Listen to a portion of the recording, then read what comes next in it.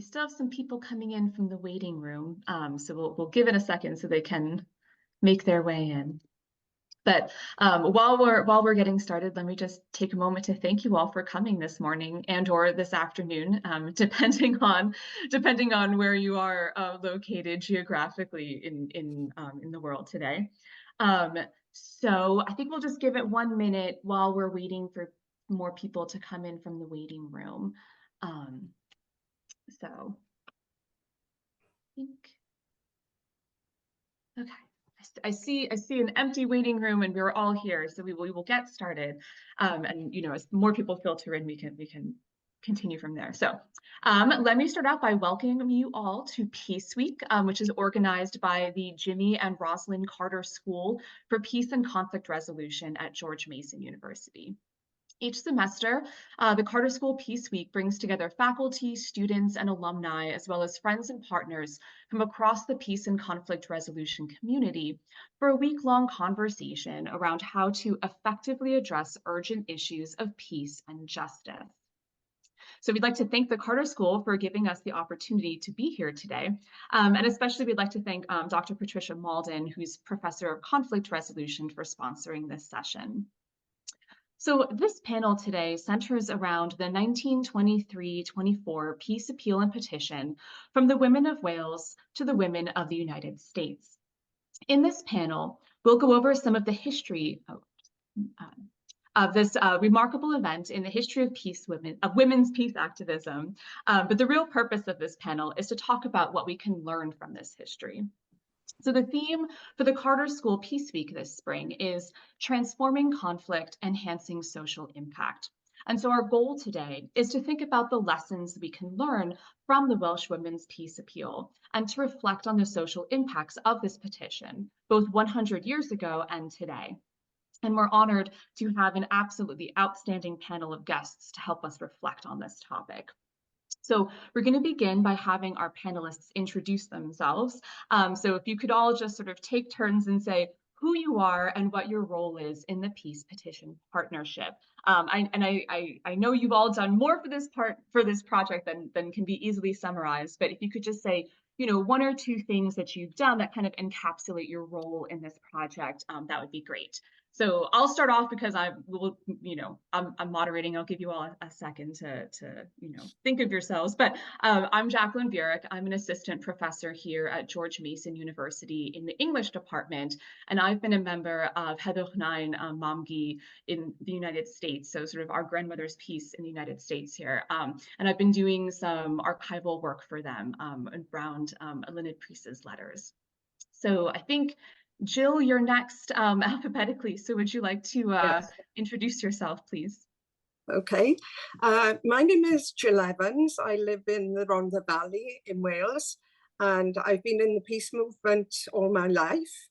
I currently chair Heddwch Mamgi, our grandmother's peace that Jackie referred to, and it's a very active group of women working for peace and formed specifically to tell the story of the Women's Peace Petition and to help put their vision of a warless world into practice. And we exist, of course, in Wales and in the United States, and we've played a key role in bringing this story to light. In my professional life, I was a county councillor in the past, and then in 1999, I was elected as a member of the European Parliament for Wales. And I was in Parliament for over 20 years. I left in 2020 when the UK left the European Union. And as an MEP as well, I worked for peace and justice and travelled to many different countries. And in 2019, I went to Washington, and through Anne Griffith, I had the honour and the delight of seeing the Peace Petition when it was still in the Smithsonian. It's a moment I'll never forget, and it was equalled only by seeing the great oak chest and the petition arrive back in Wales from America on the 5th of April last year. But I do believe that the links forged by the women of our two nations 100 years ago will never be broken. Thank you so much. That was beautiful, that ending there. Anne, I think you're next alphabetically. Would you like to introduce yourself? Well, Anne Griffith ydw I. My name is Anne Griffith. I'm originally from Aberystwyth and I'm Welsh through and through, though I have not lived in Wales for the past 40 years. I have lived on 5 continents by now and have been living in Washington, D.C. for the past 8 years or so. And my background is in education and theology, and I have worked mainly with refugees and in the field of education and with international students. My connection with this appeal is a very personal story and is largely due to my sister. But yes, on March the 28th in 2018, I actually was able to be one of 2, my sister being the other, who verified that the petition was actually there. And I do want to make one comment here, unprepared, but I noticed that the woman that we met at the Smithsonian is actually on this call, and I'm not naming you because I haven't had your permission, but thank you very much for all that you have done for us. Soon after that, we established a grandmother's peace group here in the US, and I have been the main link, I suppose, between Heddwch 9 in the US and the work that's going on in Wales. Awesome. Thank you so much, Anne. And thank you for your leadership of all of us American Heddwch 9 folks as well. Mererid, I think you're next. Would you like to introduce yourself to everyone, please? Yeah, diolch yn fawr iawn. Fy enw I yw Mererid Hopwood. I'm Mererid Hopwood and I'm Professor of Welsh and Celtic Studies here in Aberystwyth, and I'm talking to you today from Aberystwyth, from just next door to the building where this petition first got going, where there was a conference of the League of Nations, the Welsh Union of the League of Nations, and this proposal was put forward and it was agreed. So that's still thrilling to today. In terms of links then with the project, I'm chair of the Peace Petition Partnership, Hawlio Heddwch, demanding peace in Welsh. Got a bit of alliteration in both English and Welsh, and it's been my absolute pleasure to work with everybody, institutions and individuals who've got this story uncovered to this point. But it is only the beginning of the uncovering. We're very aware of that. And since the others have spoken about the Smithsonian, I too noticed the name, and I hope she'll give us permission to mention her. But it was exactly a year ago now that I went to the Smithsonian institution and saw the good people there who have made much of this possible. And I know you'll be talking more about that in a minute. Diolch. Thank you so much. And unfortunately, one of our original panelists had a family emergency and wasn't able to come today, although, you know, she sends her regrets. But we have been fortunate enough to recruit one of our other Heddwch 9 members here in the United States, Susan Davis-Sitt, who's going to step in and sit on this panel this morning / afternoon. So Susan, would you like to unmute and introduce yourself to everyone? Sorry, I was getting phone calls, that's why I muted. I also was born and raised in North Wales. Now live in the US for the last 33 years. My roots are in Anglesey and in Conway. I'm president of the Welsh Society of Western New England here in the US. It's a very active 80 families Welsh society. And I'm also a member of the Heddwch 9 Mamgi committee here in the US, have been for about the last 3 years. And I was doing publicity, research and communication mostly. My love for this project is based in research, and we followed up on a contact with one of the grandchildren and the son of one of our ladies by Luann Broad, who found them, and I interviewed them in California. Shocked to find that they didn't know anything about this story. because it was a hidden history even from the families. But I'm very pleased to be here today. Thank you. Thank you so much, Susan. So what I'm going to do is just sort of start off by giving a brief overview of the history of this peace appeal. So, you know, for those of us who have never heard of this before, you'll be all caught up on what we're talking about soon enough.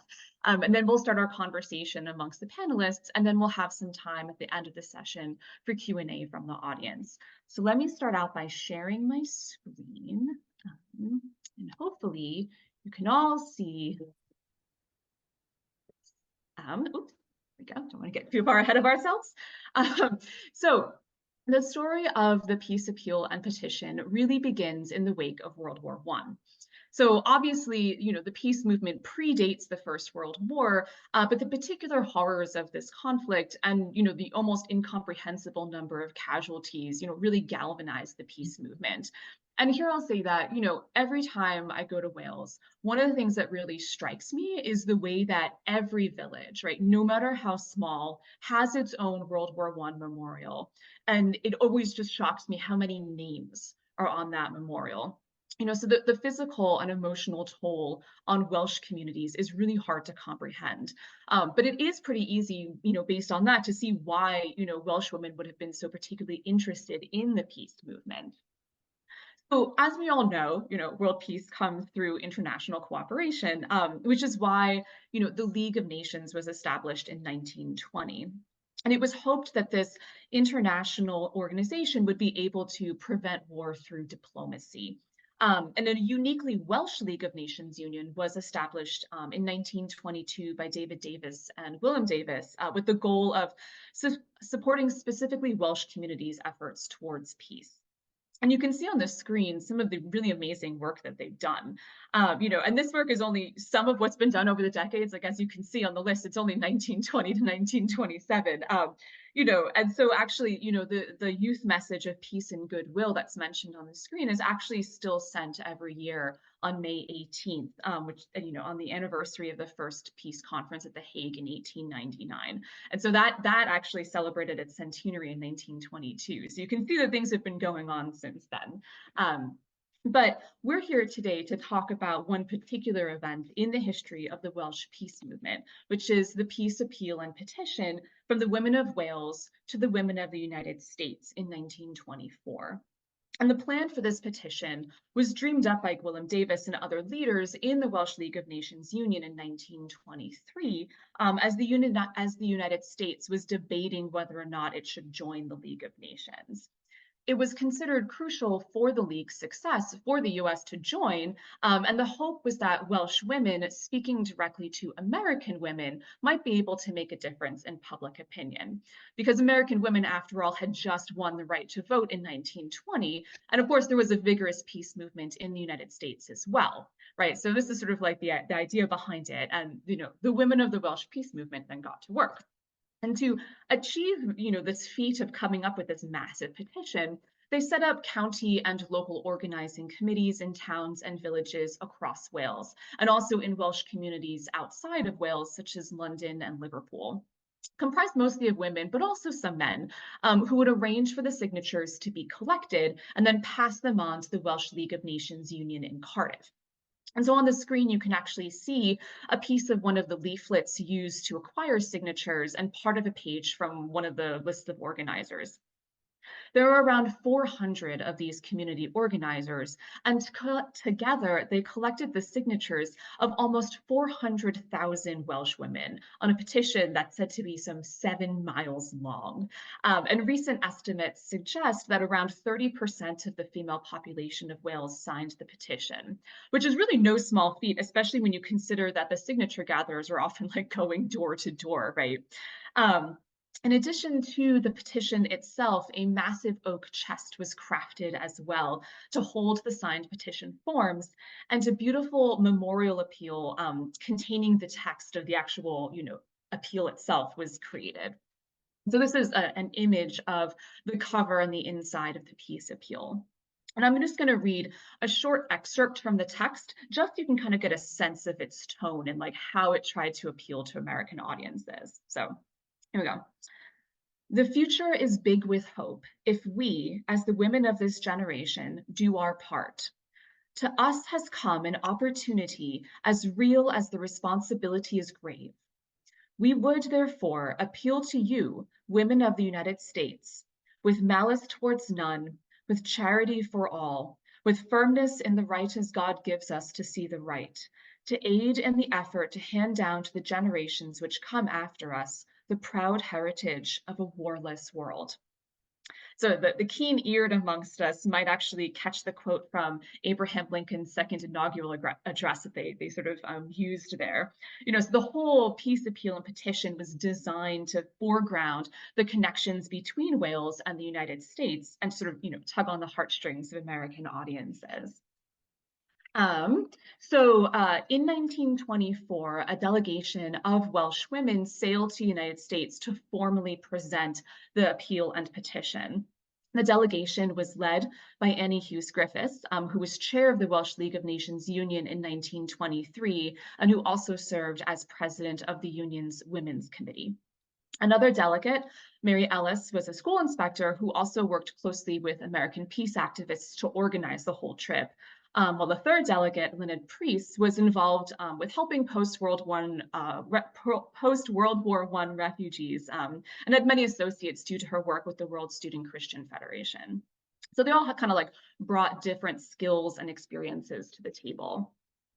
The delegation arrived in New York City in early 1924, and with the help of prominent American women peace activists such as Carrie Chapman Catt and Ruth Morgan, the delegates formally delivered the appeal and petition at a special luncheon held in New York City, in the presence of over 400 American women, representing 60 national women's clubs with memberships of over 16 million people. And you can actually see an image of this event on your screen. This event garnered a lot of press attention, which is honestly part of the point, right? Because again, it's about spreading the word in the hopes of convincing American women to support the cause of peace. And after the luncheon, the delegates then traveled to Washington, D.C., which is where this picture was taken. And they actually met with President Calvin Coolidge and Secretary of State Charles Evans Hughes. And these were more what we might call courtesy visits, right? By which I mean that they're not really discussing public policy, they're just sort of there presenting the appeal. But these meetings did again spark more publicity, and we actually have records of these meetings and of all the other events that took place to the delegation, thanks to the diary that Annie Hughes Griffiths kept during her journey. And Annie also records details of the trip that she took across the United States after the official work of the delegation had been completed. So we have a lot of information, for example, about, a big event held in Utica, New York. So this was really a fairly big deal at the time. And, as Annie wrote in a newspaper article, we are still, despite all of this, the three women representing the 400,000 women of Wales who put their signatures to the memorial, which has been so magnificently received by the women of America, and which has caused our American sisters to reiterate again and again their appreciation of our efforts, and to reassure us of their loyal and consistent cooperation in the cause of international friendship and world peace. But afterwards, while the work of Welsh peace activists continued, the story of the appeal and petition was mostly forgotten until a few years ago when a copy of the appeal was sort of rediscovered in the archives of the Temple of Peace in Cardiff. And since then, there's been a lot of work, as you sort of heard about from our panelists' introductions, towards both reviving the memory of the petition, but also reviving the sort of dream of world peace that sparked it in the first place. And over the last few years, several, academic and cultural institutions have come together to form a peace petition partnership whose goal is to remember, celebrate, and realize Welsh women's vision of peace. And our panel today, as you heard already, has representatives from just a few of these many institutions who have gotten involved. And this list that I have up on the screen doesn't even include all the grassroots artists and activists and other activities that have been happening around this project. I will say, though, that one of the most exciting things that our partnership has been able to accomplish is the rediscovery of the chest and the petition itself in the Smithsonian Institute, which is where it had been kept since 1924. And last year, as you heard mentioned, the chest containing the petition was brought back to Wales to great fanfare. And you can see images from the deaccessioning event on the left-hand side of your screen and the sort of welcome home party on the right-hand side of your screen. So, what's really exciting is that the National Library of Wales has been doing amazing work digitizing the pages of the petition. And right now, volunteers from across the world are actually transcribing the signatures of each of the 390,296 women who signed the petition. So this will obviously give researchers an amazing trove of information, but it's also prompting a lot of interest in this history.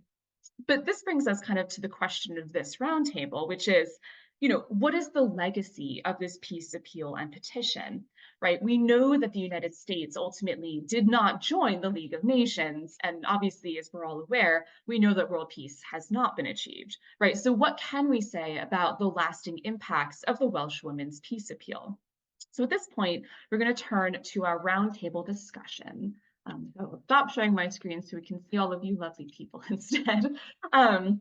And so I'm going to start, tackling some of these larger, big ticket questions about what do we learn from this? By sort of starting small with some questions about what you find personally appealing about the project. Because I'm thinking that maybe one of the things that we can do is sort of start small and then grow to some larger issues. So I'm going to ask all of our panelists the question of, why did you in particular get involved, right? You all did a wonderful job of sort of like talking about like the things that you've done, and I super appreciate that. But now I'm going to ask you, why is this important to you? Like, what has this sparked in you that has made you want to dedicate so much of your time to this project? And you can all answer in whatever order you want to. So here we can just speak informally with each other. But Anne, I see you unmuted yourself, so I'm wondering if you have a thought first. Well, yes, because I got into the sort of began to hear about this because of a family connection, obviously. As I mentioned, my sister Nia Higginbotham sort of contacted me and said, will you please go to the National Museum of American History and verify if this number is really the collection, as though one just walks into a Smithsonian institution, I say, can you show me what you've got in your archives? Anyway, I was able to set up a meeting, which was fantastic. And I've just had permission from it that I can use a name. And when I went, it so happened my sister Nia was visiting at the time. But we went there and we met, as I say, usually the right person. And that is Lisa Kathleen Grady, who is here with us today at this meeting. And she was a huge inspiration, has continued to be through this journey for all of us, I think.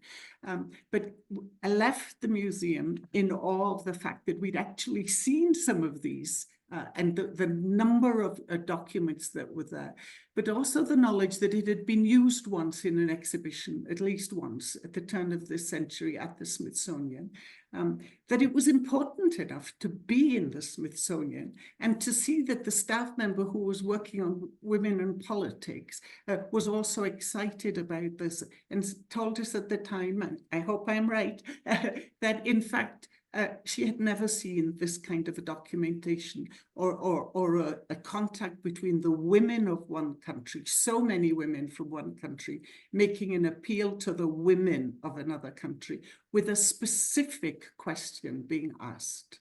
And that was the main thing, was to ask the United States to join the League of Nations. So we left there knowing this was a big deal. And I was so excited to see this message is being carried on. So that's why I became involved and have since found a lot of family contacts, which has been, as part of the document, as one of the organizers and so on. And yeah, I'll stop. Yeah. I'll just add that I love when Anne tells this story because she's always talking about how they skipped out of the Smithsonian afterwards. And I love that vision of just like sheer joy that comes out of it. Susan, Jill, I see you've unmuted yourselves. I don't know if you have thoughts as well. Yeah, Anne asked me to get involved. And when I found out that it was a story, having grown up in Wales that I knew nothing about, actually in school we were not taught I don't remember being taught any Welsh history. So of course this coming across my path, being somewhat of a genealogist and researcher anyway, it was a puzzle, and I couldn't wait to get involved and try and solve some of this puzzle. It's definitely a hidden history, and it was a story of Welsh women, so I had to get involved. Yeah. What about you, Jill? Yes, I think like Anne, when I saw the petition, when I held those pages in my hands, they were areas that I knew. They weren't people that I knew, but I knew that I would probably know their friends or their neighbours or their descendants. And the passion and the grief as well jumps out from the pages. And the story is so fascinating. I think that once you've heard it and once you've seen the petition, you just can't let it go. And we talk a lot about our tradition of peace in Wales, and this was really bringing something to life. And it demonstrates that every action for peace, however small it is, just signing your name, is a major action. It all makes a difference, and every voice will be heard. And I think for me, that was what made this story so magical. And the two key words for me are responsibility and hope, because those women 100 years ago were living through terrible times, but they still had hope of a better future for their children. And they took responsibility on themselves to take action. They didn't just sit back and expect someone else to do it. They did whatever they could do themselves to make a difference. And that's really inspiring. Yeah, no, I agree. That's one of the things that I'll touch on first, but I want to hear what Meredith has to say before I say anything. Yeah.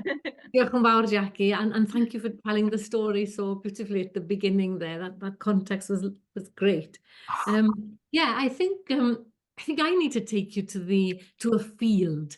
And I can't remember exactly which field it is, because every August we as speakers of Welsh and lovers of cultural things, Welsh language, we gather together in a field.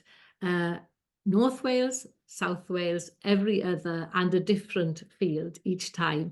And it is an enormous festival.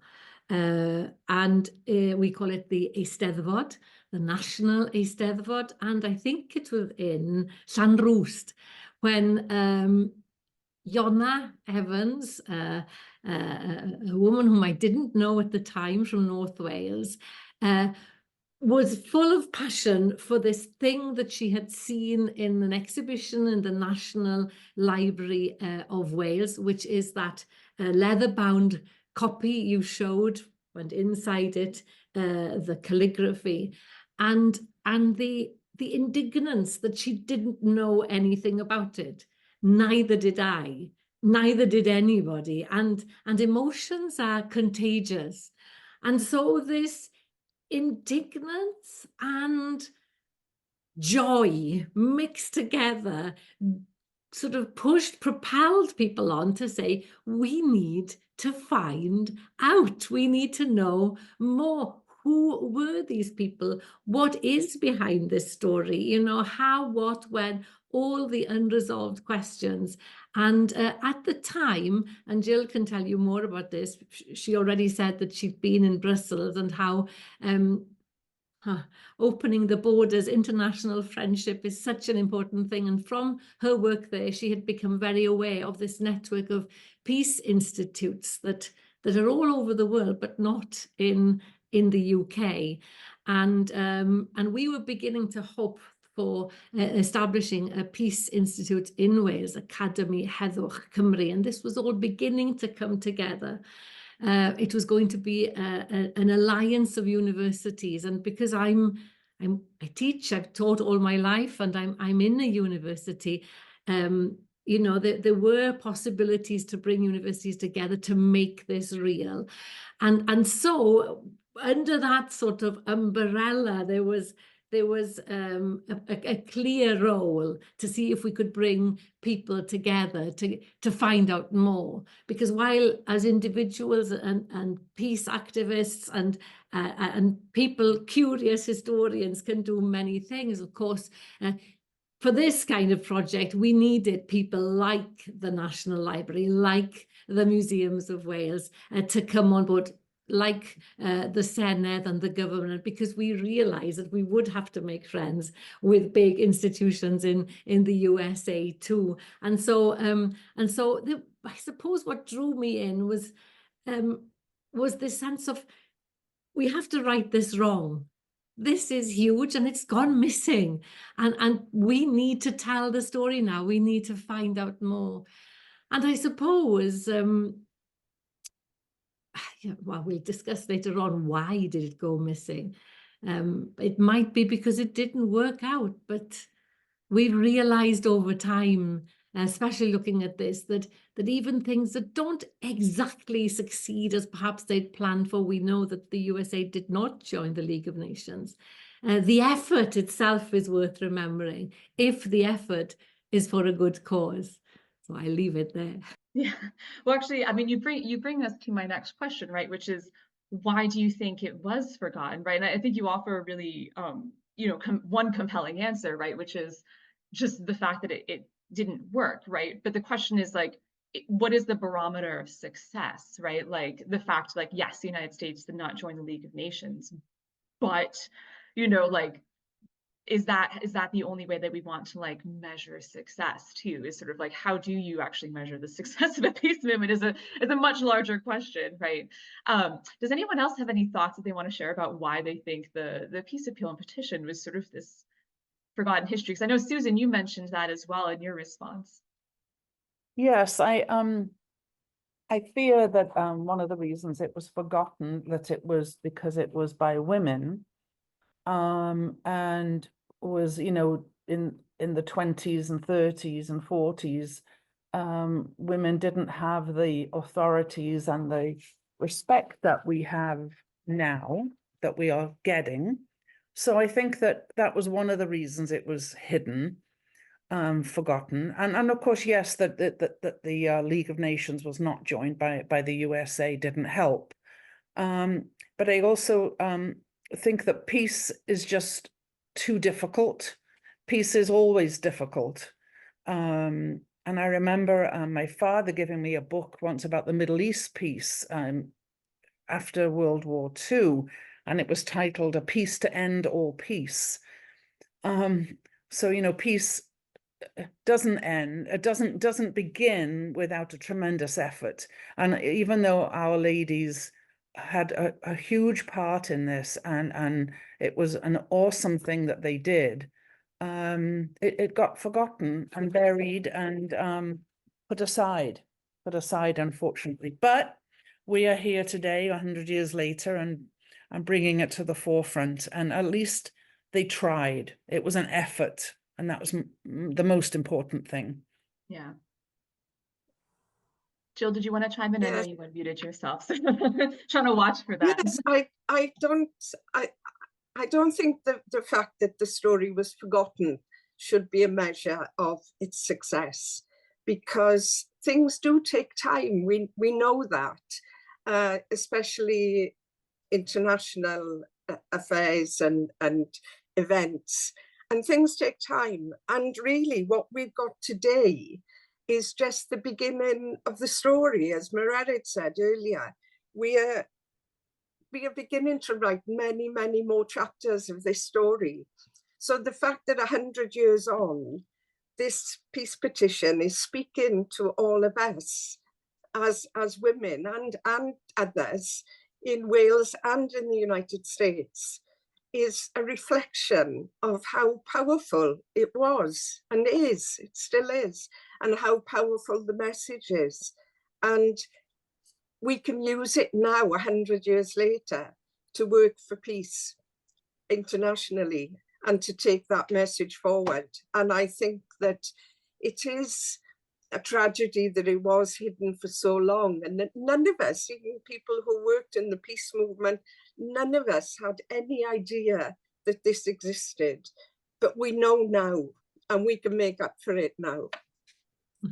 I mean, weirdly, To go maybe back to your actually. question, sorry. Oh, to no, go no, back- no. I was just going to say very briefly, weirdly, actually, perhaps the fact that it was forgotten actually works to our advantage now, right? Because it's given us so much emotion towards wanting to, like, as you say, or as you said earlier, like redress that, right? That it's like actually, you know, given the centenary more legs than it might have had otherwise. But Mariah, please continue. Yeah, yes, well, two things. This centenary business is no coincidence, of course, because when the thing came to light, that cover came to light, it was part of a project to commemorate the end of the First World War. So that would have been running between about 2014, 2018, and it was during that we realized, hey, the centenary is coming up. Let's see if we can work towards that date. So that was the pressure on for that then. But to go back to your question about why it went missing, and I think Susan touched on something there.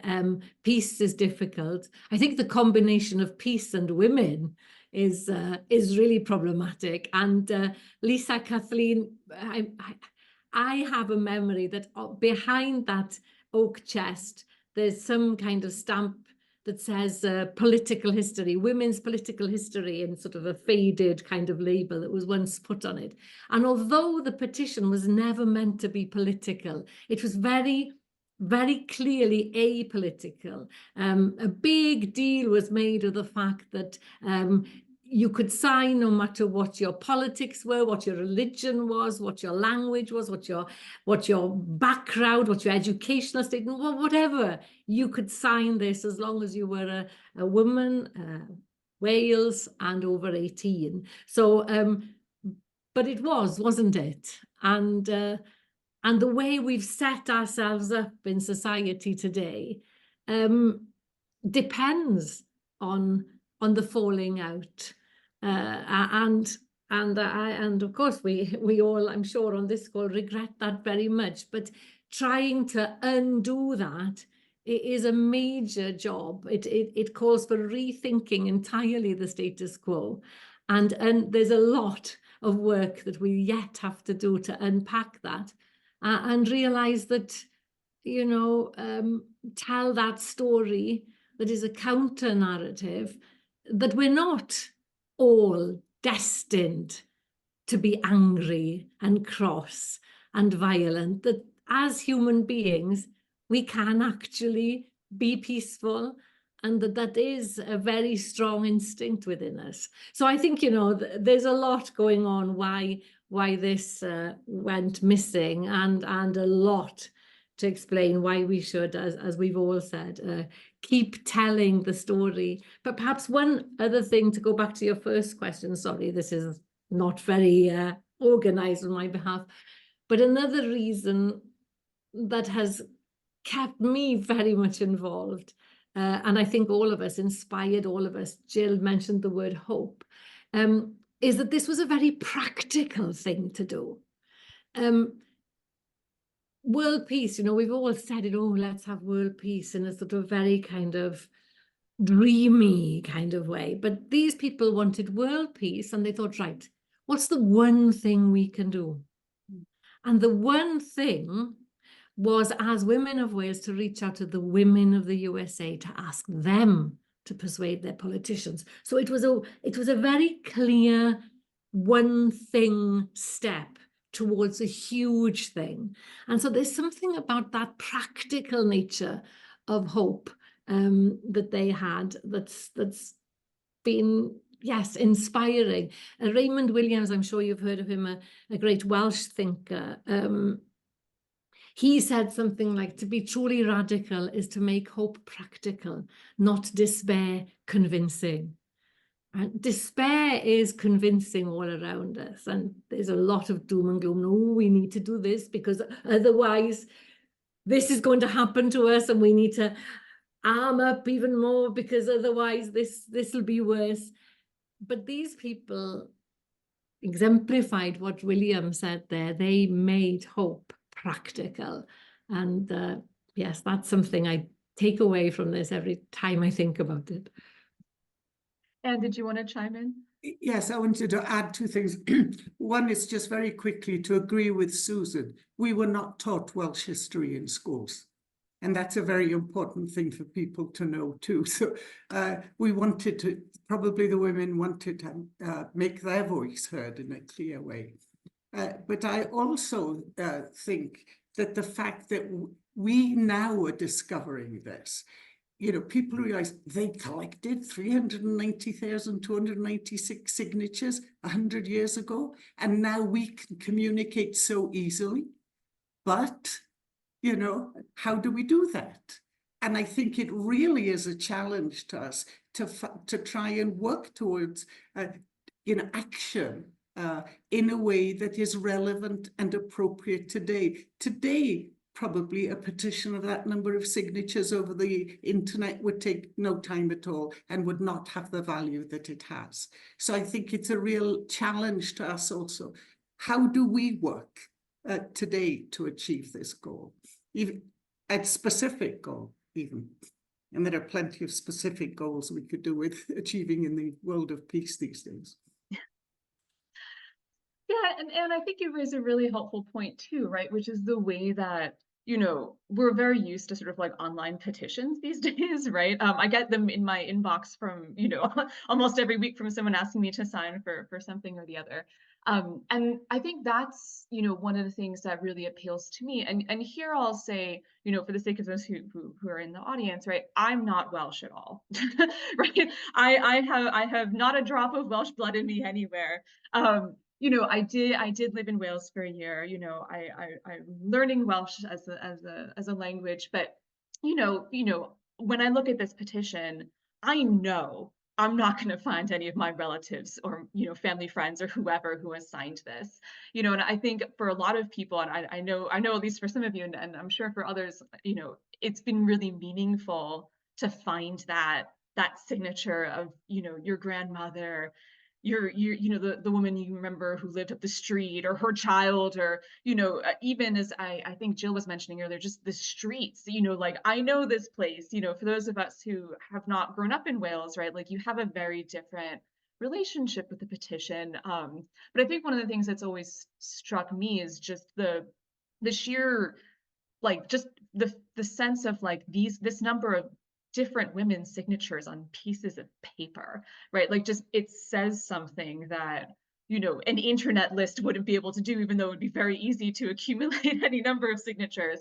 You know, and I think that's one way of sort of trying to think, like, you know, how can this peace appeal also speak to people who are not Welsh, right? Like, you know, and even to like, you know, the, you know, American audiences, like many of the people who are here in this conversation today, right? Like one way of doing that is sort of thinking about this practicality, and also just like holding the papers must be amazing, you know, like to just feel that connection, that like physical connection between one person and another just through handwriting is really profound. But I don't know if anyone wants to talk about their experiences of finding family members' names. You know, how many of you have actually found relatives or friends' names on the petition? Right, I know Anne has. So yeah, so it's actually I thought the odds would be higher. So Anne, I guess you are winning the lottery this morning. But for those of you who haven't, like, are you still hoping to find that signature because it hasn't been transcribed yet? Like. I was going to say, Jackie, you said you were looking at it and knowing that you wouldn't find it. Imagine looking at it and believing that you surely will find it and not being able to find it. Oh, the search is on. But those who have found it have found relatives, and I think especially actual grandmothers. It has been very moving, and Sioned William, one of our Senedd members, gave a very moving speech and was clearly moved on to say what she had to say, not least because she'd seen her own grandmother's signature. And there was an event because our First Minister has, there's been a change of First Ministers in Wales recently, and presenting him with his great-grandmother's name. It's an emotional link to this idea of world peace that I think is probably, what can I say? It's probably, it spurs us on to act. Yeah. Well, I'm still hoping. My Welsh grandmother was single and living in Liverpool. And as we heard earlier, the petition was taken to cities like Manchester, London, Glasgow, Liverpool, where there were Welsh communities to find Welsh-born women in those areas. So she was in Liverpool. So I'm keeping my fingers crossed. And I'll be very disappointed if I don't find her, but I'll find other relatives back in Wales, I'm sure. Well, I'm still living in hope too, because my area is still not transcribed, still hasn't come out of the boxes. It's some of the last boxes. So I hope that I will find relatives, family members. But I think it's interesting that behind every name there is a story, a family story. But there's also a story behind every name that's not there as well. And what I found fascinating just last week, listening to David Tidder from the National Library, he was speaking in the museum in Cardiff, where the chest and the exhibition is at the moment. And he was talking about what they'd done to cross-reference between the National Book of Remembrance from the First World War that we have in Wales and the records of local conscription boards and the census. And hopefully they will use the petition as well when that's ready. And it's how they've been able to tell the story of ordinary families by cross-referencing all of the different records and following people throughout their lives and seeing what happened to them and where they lived and what they did and so on. And it's amazing that these stories will be told to us through women who put their names on a petition. It's much more than just the names that are there. But of course, for us, that's our starting point. We all want to find a grandmother or an auntie or a relative or someone we knew, or even someone who lived in our house, so that we can start to build up that story 100 years ago. I think that's an And I important think, point. can I just add that I think it struck me the other day, we found my nine's signature. We also found that a great aunt of ours was one of the organisers. And I felt great pride and great responsibility from both of those things. I also realized I should be looking for my great-grandmother's signature because she would have been alive at that time. And that hadn't occurred to me until recently. And I realized that I put myself in the position of relatives who were waiting for their sons to come home. And I realized that our grandmothers or great-grandmothers were in that position. And then it sort of struck me that just if we can empathize with people, and it made me realize the horror that tens of thousands of women are going through at the moment. They are waiting for their family to come home, for their family members. And it's strange that it's taken me a few years with this petition to realize that. But I'm choking. But I think that's one of the huge lessons for us to learn from this. If we can have empathy at the joy of seeing a signature, and I have felt that, we should also be feeling the empathy of the pain that people are going through currently. Yeah, and maybe this is a good moment to sort of pivot to thinking a little bit more explicitly about, what does this teach us, right? And I think Anne, you raised a really great point about like you know, the emotional connection that you can have by sort of like, I feel something about this thing, and so it helps me to understand how people today feel. You know, maybe one question to sort of ask is like, what do you think, like, do you see any kind of parallels between the kind of, you know, movements and events that spurred the 1924 peace appeal and petition, right? And the, you know, things that are happening today around the peace movement. Do you, you know, any similarities, differences? You know, I'm thinking in particular of like, you know, conversations around like naval disarmament in the 1920s and sort of, you know, conversations about like nuclear weapons today. But, you know, I'm sure you guys all have thoughts as well. I think, Marera, you unmuted yourself, so I wasn't sure if that was a... Yeah, I'm not sure then if your question went on, and I'm not sure if this answers it at all. You know, the miserable side of this is to think that we're sort of in the same predicament, but only the arms, if you can say that, are worse. You know, if they kill, they're bad. But so that there is a big problem. But in terms of what we can learn, I think, and I'm looking at the names on this call, and there's some really remarkable historians, and I'm certainly not a historian. Eirlis Baca and Catrin Stevens and people who've been piecing this together meticulously. By the way, I should give a plug to the book, Yr Appeal, The Appeal. Oh, da iawn, Anne. You can buy it in the States, I've heard.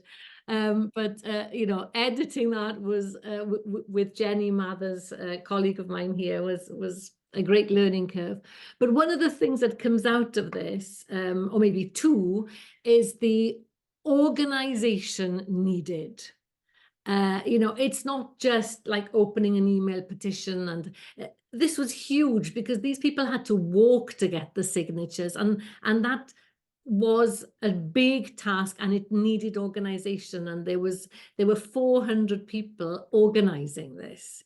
You know, there were sort of agents in various areas in Wales to get this done, and visits to quite out of the way areas. I hate that phrase, it's out of whose way, but you know, and off the main roads then, not once but twice and thrice sometimes.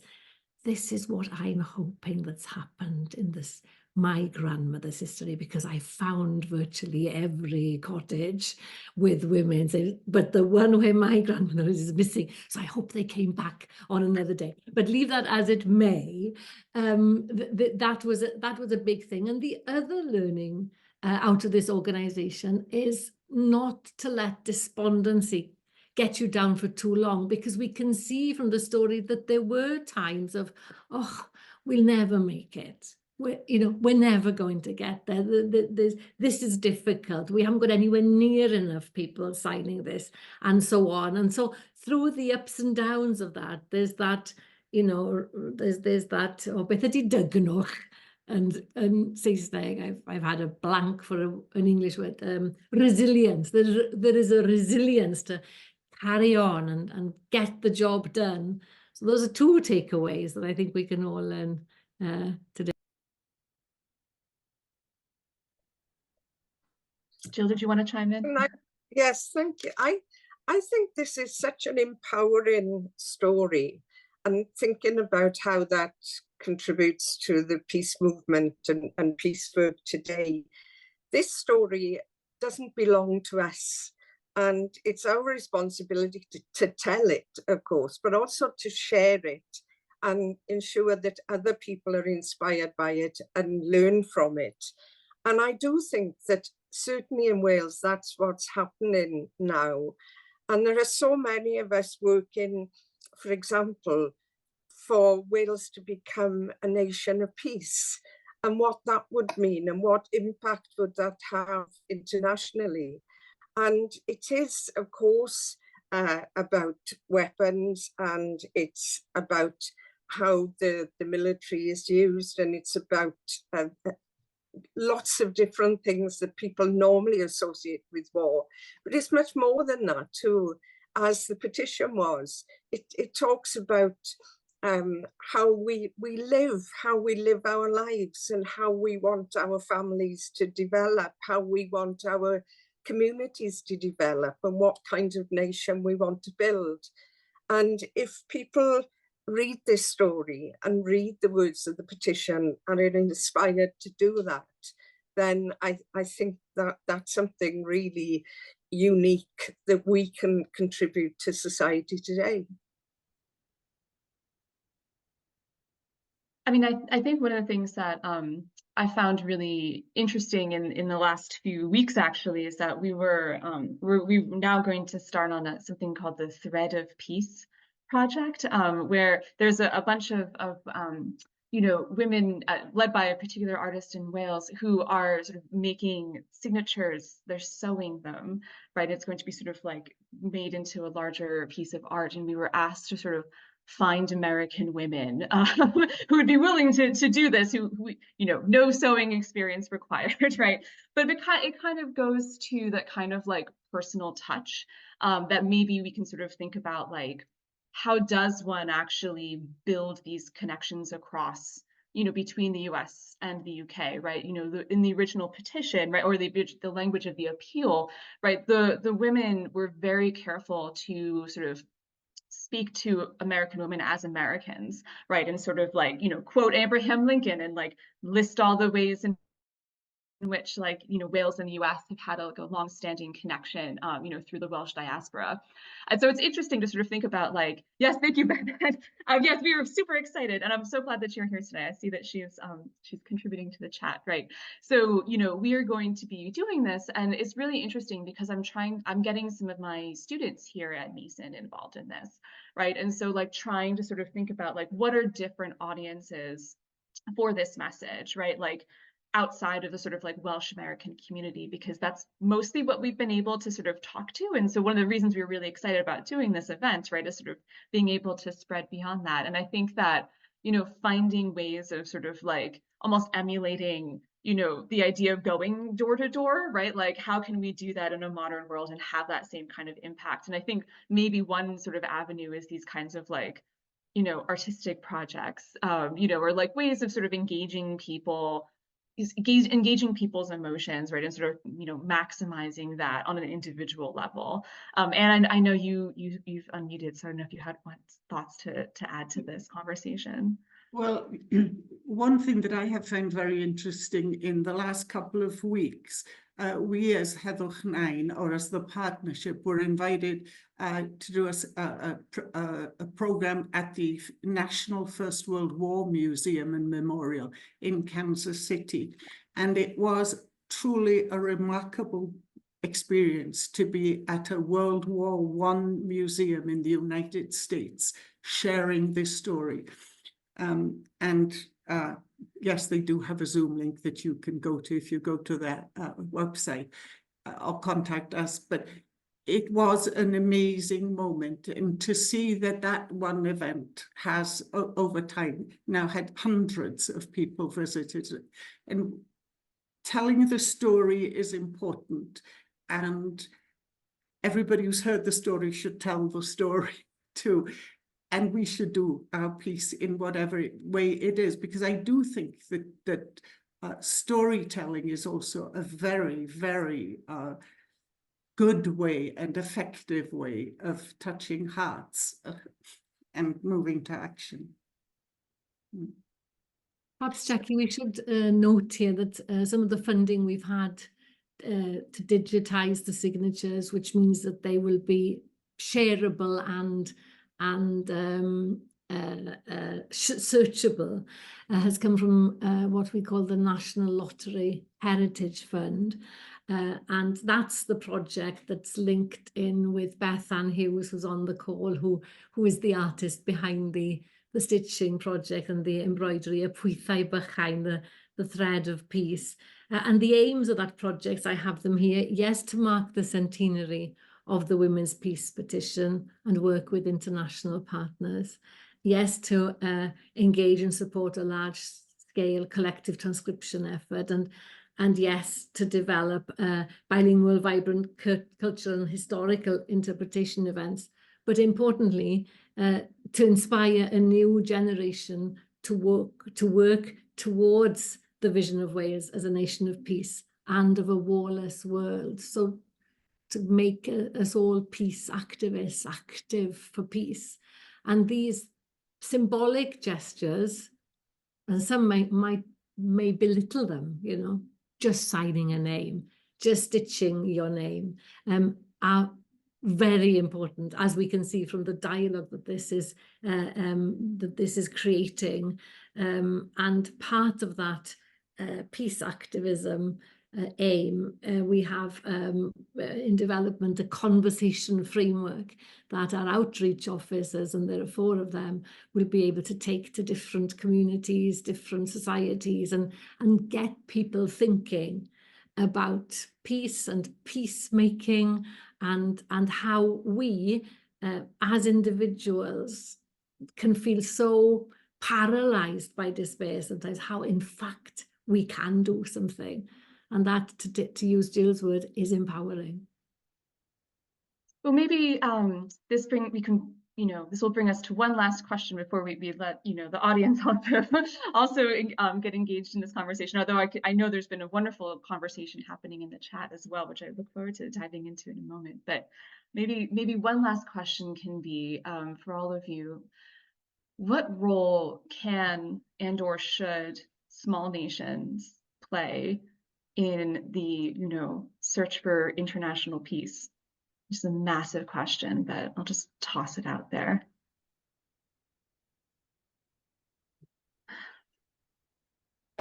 Shall I start then? Oh, please do. I was hoping you would.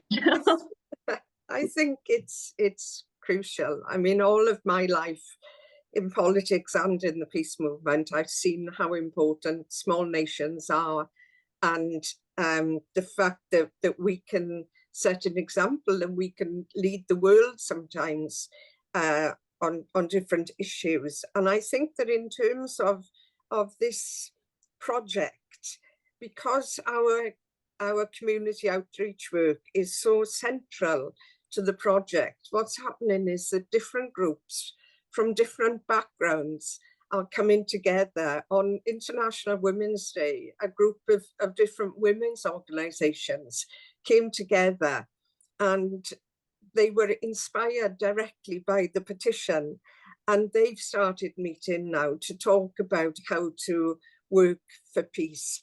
And most importantly of all, we've got a schools pack prepared for the next generation, for young people, for children, to take this discussion forward. And they're looking at how they can use this story of the petition to educate themselves, but also to go out into the world. Anne mentioned earlier, or yourself, I think, Jackie, mentioned the young people's peace message that goes out to young people all over the world every year. And we have young people in Wales now who are looking at the petition and seeing how they can use this message to influence the young people in other countries.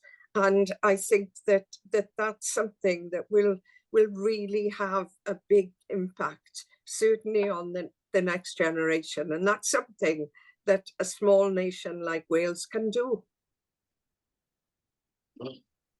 Yeah, and I think that's a wonderful point, especially about the educational packet, to go, it's sort of countering exactly what Anne and Susan were talking about earlier about how Welsh history they weren't taught, right? So yeah, so that's wonderful. Anne, I know you've unmuted yourself. To say, I know that at the moment we have people from Wales, we have at least one person from Canada, we have people from the US. So, the story is now reaching beyond the north of where we are in the US, which is great.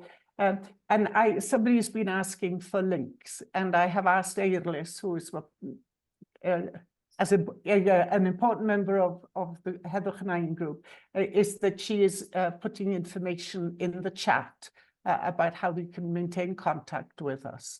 So please look in the chat, copy that. Yeah, because we would love to come and share the story. There are so many angles to this story. We would love to be able to share that with you. I think Mary, did Chuck, you want to join in? Sorry. well, you know,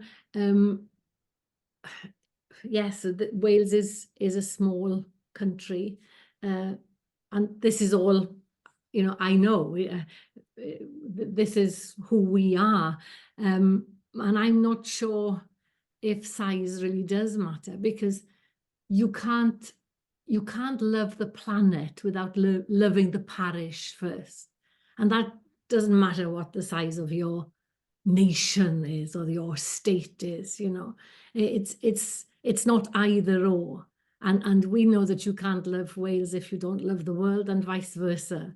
And so all of us are in little patches right now. Well, some of you might be in castles, but in the grand scheme of things, they're little houses too. You know, we're just in our little areas, our little communities, our little families, our little units, and they are linked to everything else.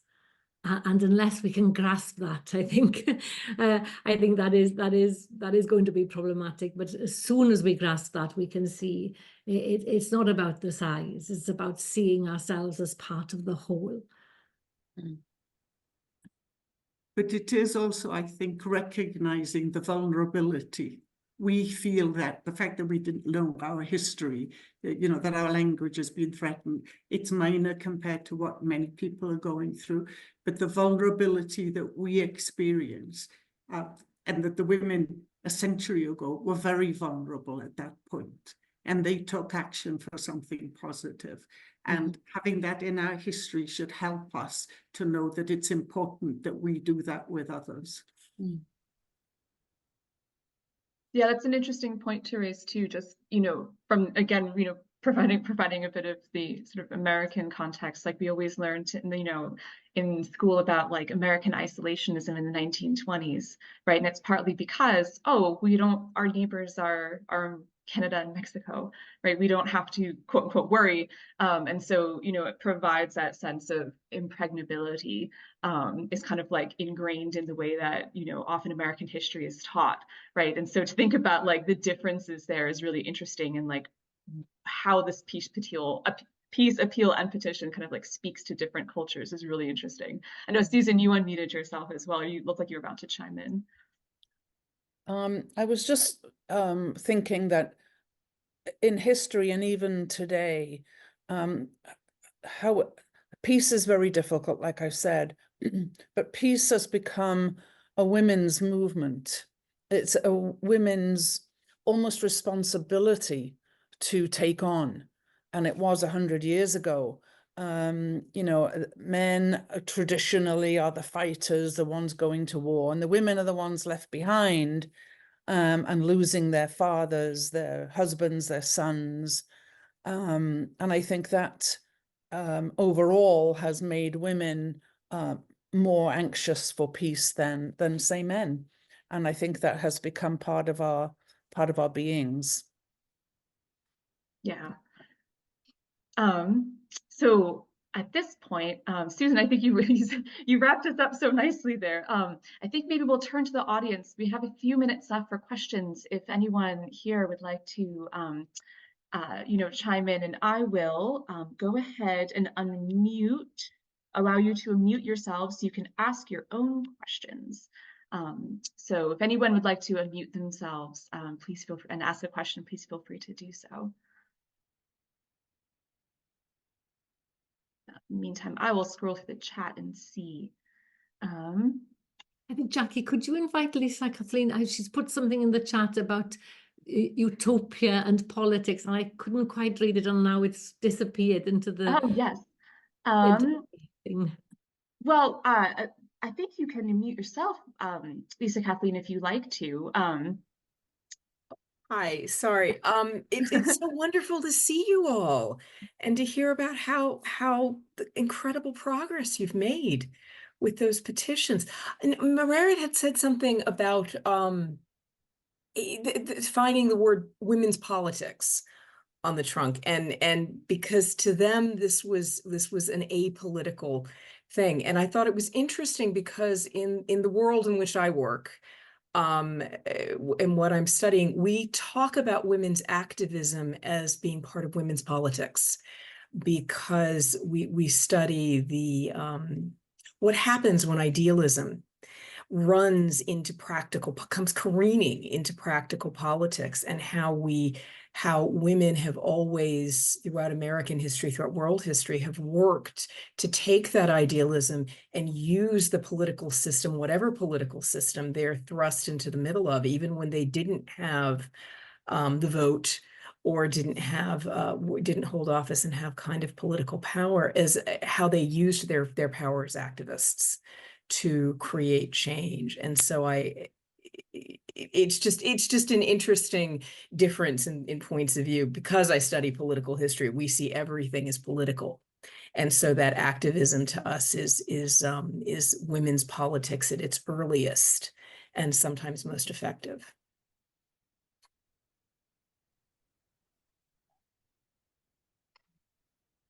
Actually, it's kind of interesting, the sort of almost like disciplinary blinkers that some of us end up, like we bring to the table, like, because we're all coming from different perspectives, and I think that's one of the things that I found really valuable about this project is, I'm in an English department, right? Like, I'm not a historian, right? Like, I'm happy in an archive, like, give me an archive, like, I want to go and transcribe letters, right? Which we will be doing in greater detail in the next couple of months, when we're going back to Lynette Priest's letters to sort of expand on her larger role in the peace movement. But it's been really important for us all to kind of like bring different things, and that's another sort of maybe thing we can think about in terms of like, what are the lessons learned, is that the women themselves were bringing very different skill sets, right? Like, whether you are, the wife of a farmer living somewhere, right, who's just signing the petition, or you're an organizer living in Liverpool or whatever, right? Like, you're coming at this and you're still bringing something to the table somehow, right? Airless, I know you unmuted yourself, so I don't know if you wanted to chime in. And thank you so much for coming this morning / afternoon. It's okay.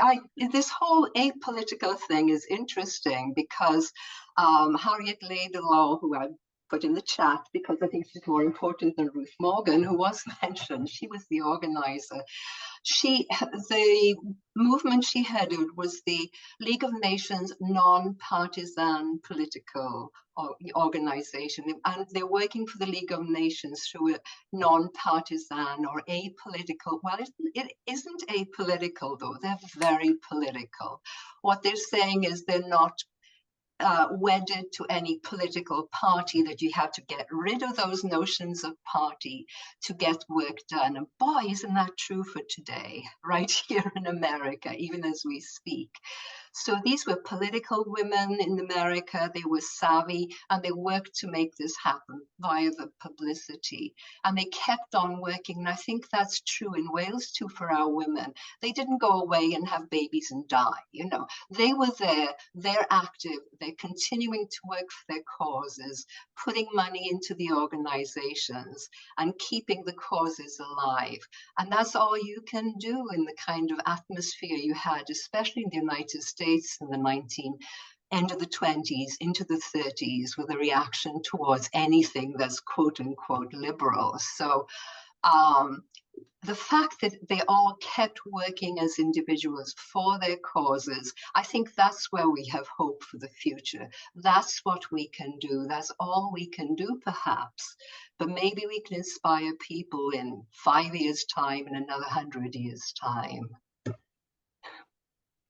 Jill, did you want to chime in? Yes, I think Idlis is absolutely right. Women can be very, very political and activists in their own community, which has nothing to do with party politics. And I think it's very interesting that the exhibition of the Peace Petition that's in St. Pagan's Museum in Cardiff at the moment has been staged jointly with an exhibition of Greenham Common. And I hope people are familiar with Greenham Common and the Peace Camp.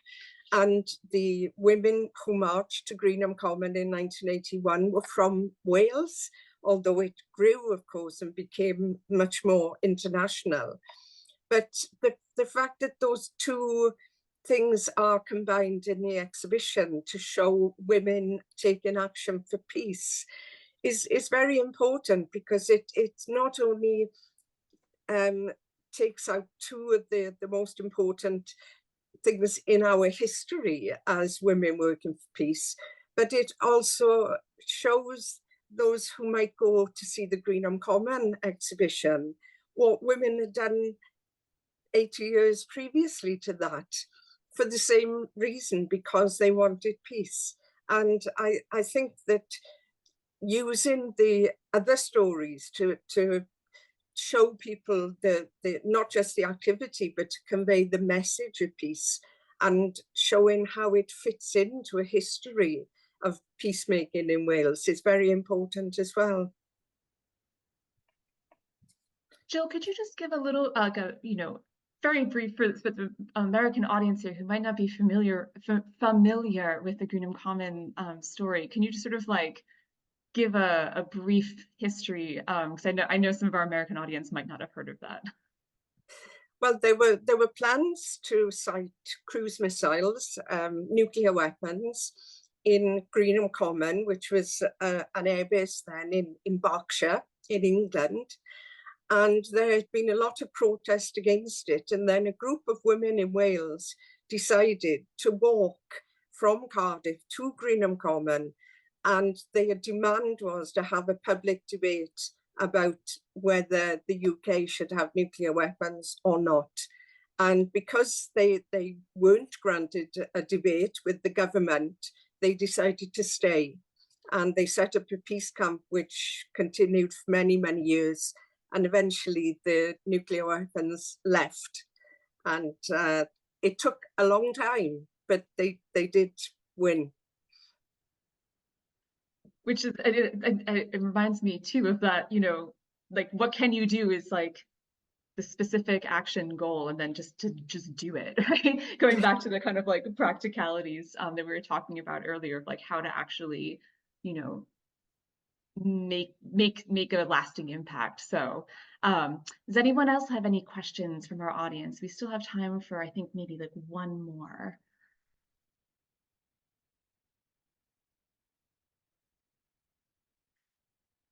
And if not, I think we can just take this opportunity to thank our amazing panelists for sharing so much of their time and energy to this project, and to also this panel this morning, and to answer the question in the chat.